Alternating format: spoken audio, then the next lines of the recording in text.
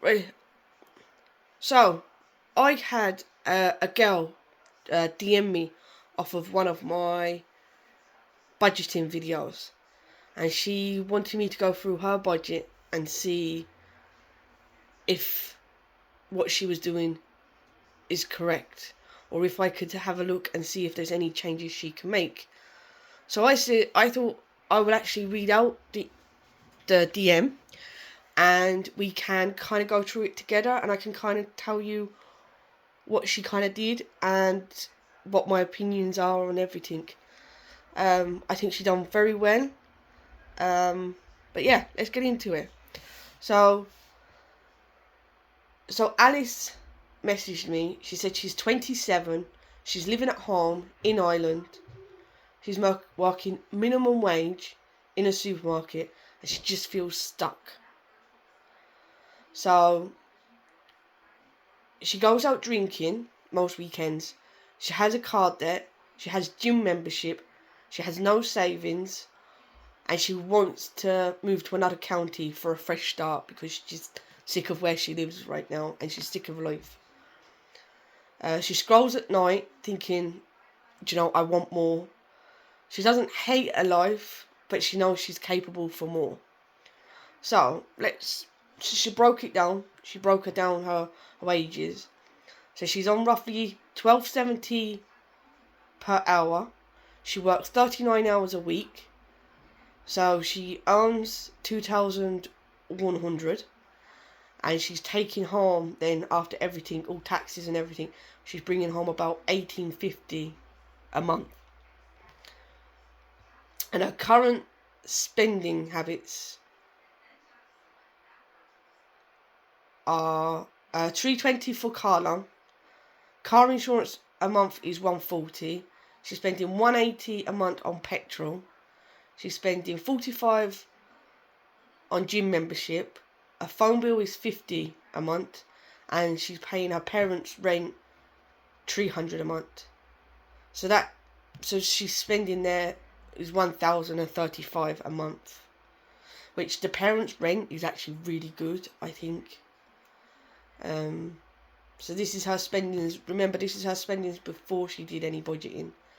Then this is what she's calling her lifestyle budgeting or spending. Sorry. A nights out. She said drinks, taxis, takeaways is $400 a month. Random Revolut taps, which she said would be coffees, snacks, lunches, is $250 a month. And she has a just because spending of $150 a month. She has subscriptions like Netflix, Spotify, and random apps, she said, of $45 a month. And online shopping out of boredom spending is $120. So I don't know what the just because is about with the random spending, but nonetheless. So that's coming out at $965. So if you add that together, she's actually spending $2,000 a month. But she's only bringing in $1,850 a month. So that means she's overspending by $150 a month. So she's getting loans, she's going into her overdraft, she's paying them off a month, so she's in a cycle really. She has no savings and she has no plan. So she's in the loop of she's hungover most Sundays, she's guilty on Mondays, and I'll start again next month is her cycle at the moment. Then she kind of seen my video and she sat down and she's kind of gone through what she earns like that, and she's kind of come up with her own budget. So let's have a look, see what she's budgeted. So she was hungover, depressed by the sounds of it on a Sunday, and she just come up with this budgeting. So she knows that rent she's looking at in another county could be $900 a month, so she put that down. Her bills will be $150, and her food would be $300, and her transport $200. Now, is that petrol, or I don't know if she's planning on giving up the car or what, but she says transport of $200. So she has come up with that she needs at least $2,000 to 2,200 per month to survive alone. And she's currently can't even manage 1,850 a month. So it gave her a bit of a shock, I think. And she come up with a good goal. She wants to move out within 12 months. But she knows she needs about 6,000 she's kind of given herself. So that'd be a 2,000 deposit and a first month's rent, 2,000 of an emergency fund, and a 2,000 of a budget. Like, that is really good. That is really, really good goal making and realization. That is really good if you've not really done this before. So she knows she needs to cut down, and now she's kind of looked at her spending and she's thinking of what she can cut down. So she knows her nights out were about 400 a month. So she plans on taking that down to 120 a month, which is about 2 nights out a month. She's reckoning. Her random taps, she knows she spends 250 on. She wants to try and get that down to 100 a month, which is good. Her clothes, she was spending 150. She wants to try and get that down to 50 a month. And she's going to cancel 2 of her subscriptions because she doesn't use them. They're just there. So that saves her 25 a month. So she knows now that her lifestyle spending has gone from 965 to 295. So that's given her 670 a month free. So that's good. That's some good math there. That's some good changes she can make. And then with her car, so she I don't know if she's gonna give this up. A car loan is 320, and she's looked at giving this up.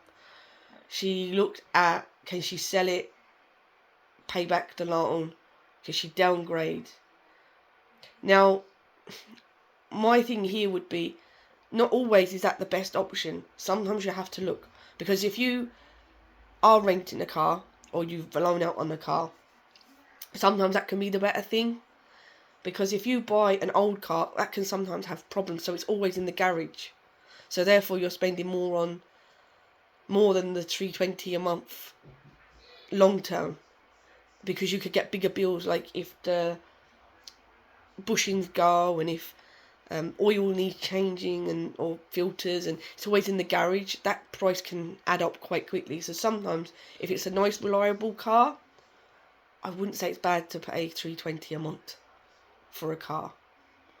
And she said even that, yeah, for now she's going to keep the car as she has less than 12 months to pay off the plan. So that, and then she'll have the 320 to put into her budget. So that's good, yeah. So her new plan is, now she's done all her figures, is her take home is 1850. Her fixed expenditures is still 1,035. Her lifestyle spending is 295. So her total spending now is 1,330. So she has 520 per month to save for leftover. So if you get that 520 and you multiply that by 12, she hits her goal within 12 months. Because that comes up to 6,240, which her target is, in a year she wants to get 6,000 so she can move out of home. So that's brilliant. She's done the work. She did it all very well. And she didn't have to quit her job. She didn't have to start her own business. And she didn't have to get a promotion. This is just her normal job, just tightening it differently. She just stopped spending willy-nilly. Now,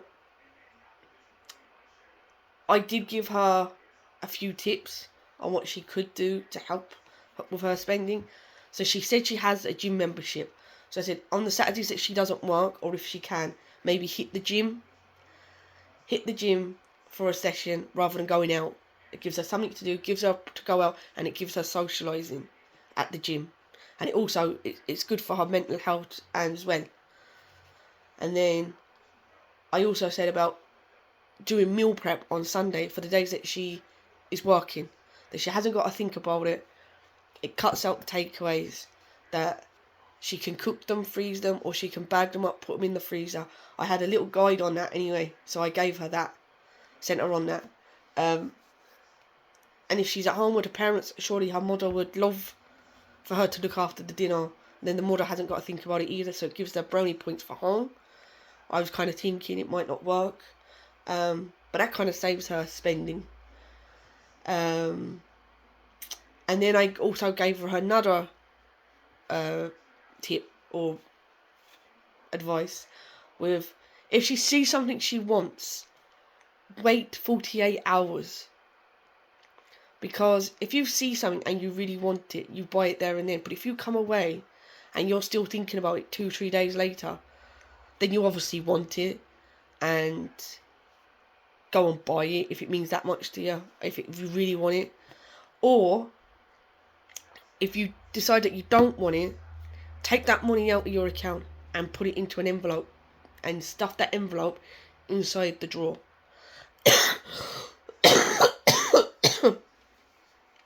Stuff the envelope inside the drawer, and at the end of the month, see how much money you've got in that envelope, and you'd be surprised how much you would have spent, but you didn't, and now you have it for savings, so you're heading for your goal quicker. You might get to your goal quicker.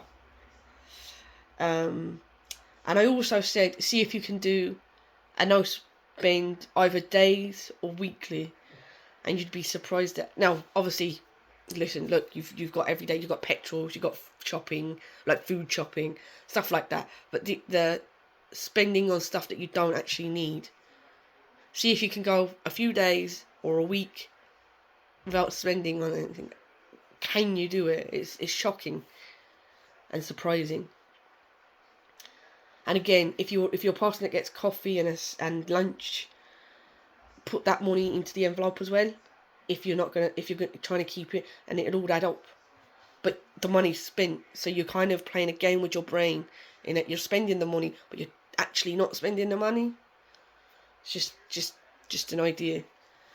So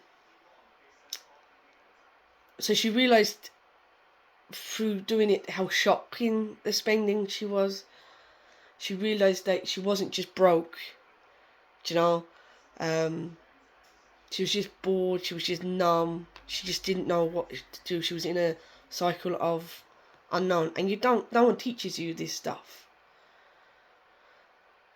So, and she realised it as well that budgeting doesn't restrict you, it just helps you look at things differently, and it helps you guide what's important and what's not, and how silly you can spend your money.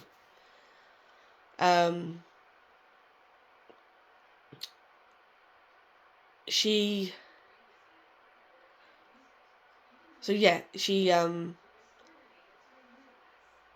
done a really good job. But then I also gave her an extra tip as well. So she said she works 39 hours in a supermarket. Now I also worked in a supermarket, so I kind of know how it kind of works as well. So I was saying to her, is there a chance that you can do 1 extra hour per shift? So if you can do an extra hour per shift, right, you make an extra $250 per month.